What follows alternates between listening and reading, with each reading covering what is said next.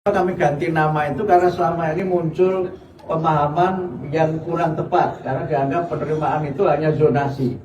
Jadi kami sampaikan bahwa jalur penerimaan murid baru itu ada 4. Yang pertama adalah domisili atau tempat tinggal murid. Kemudian yang kedua itu jalur prestasi. Yang ketiga jalur afirmasi. Yang keempat jalur mutasi. Yang baru untuk SD semuanya sama, tidak ada perubahan. SMP itu yang berubah adalah prosentase masing-masing jalur. Dan untuk jalur prestasi yang baru adalah adanya, kalau sebelumnya jalur prestasi itu kan ada akademik dan non-akademik. Non-akademik itu hanya ada 2, yaitu olahraga dan seni. Ditambah lagi nanti itu adalah jalur kepemimpinan.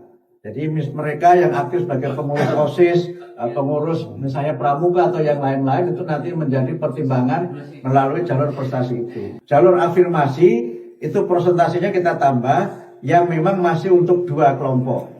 Pertama adalah untuk penyandang disabilitas, kemudian yang kedua adalah untuk masyarakat atau murid yang berasal dari keluarga yang kurang mampu.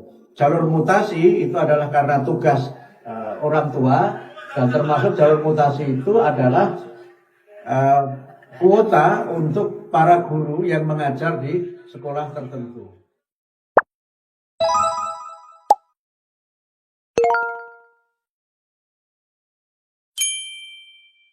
Kami ganti nama itu karena selama ini muncul pemahaman yang kurang tepat karena dianggap penerimaan itu hanya zonasi.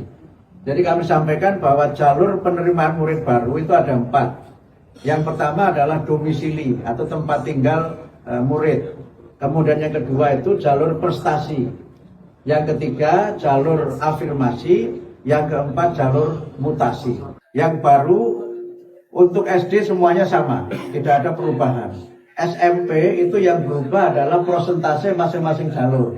Dan untuk jalur prestasi yang baru adalah adanya, kalau sebelumnya jalur prestasi itu kan ada akademik dan non-akademik. Non-akademik itu hanya ada 2, yaitu olahraga dan seni. Ditambah lagi nanti itu adalah jalur kepemimpinan.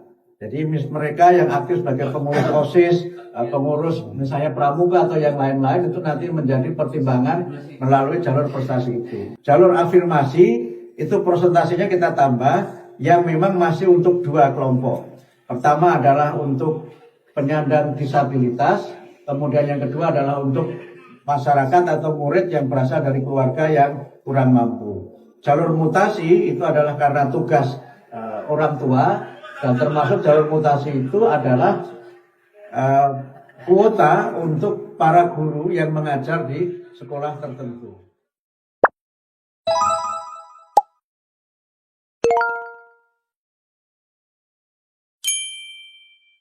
Kami ganti nama itu karena selama ini muncul pemahaman yang kurang tepat karena dianggap penerimaan itu hanya zonasi.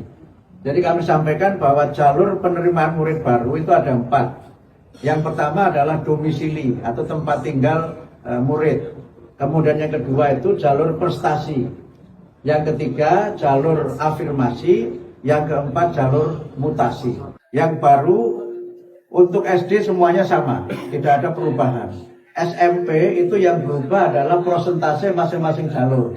Dan untuk jalur prestasi yang baru adalah adanya, kalau sebelumnya jalur prestasi itu kan ada akademik dan non-akademik. Non-akademik itu hanya ada 2, yaitu olahraga dan seni. Ditambah lagi nanti itu adalah jalur kepemimpinan.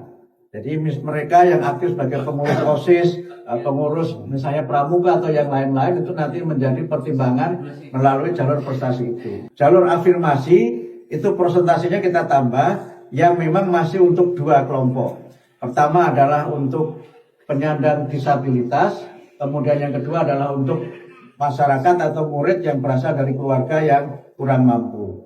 Jalur mutasi itu adalah karena tugas orang tua. Dan termasuk jalur mutasi itu adalah kuota untuk para guru yang mengajar di sekolah tertentu.